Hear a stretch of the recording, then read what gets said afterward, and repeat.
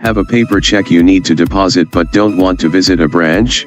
If you haven't tried mobile deposit yet, you're missing a huge time saver.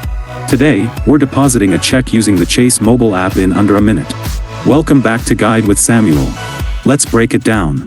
Chase's mobile deposit feature lets you photograph your check with your smartphone and deposit it directly into your account, available 24/7. Step 1. Open the Chase mobile app.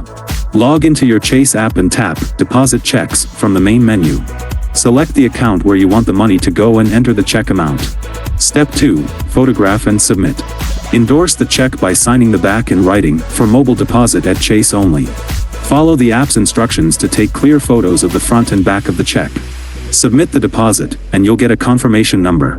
And that leads to my crucial pro tip: deposit during business hours for faster availability. While you can deposit checks anytime, checks submitted before 8 p.m. local time on business days often have faster availability, sometimes the next business day. Deposits on weekends or holidays may take an extra day to clear. So, just like that, you can deposit checks from anywhere with an internet connection. Mobile deposit goes a long way in modernizing your banking experience.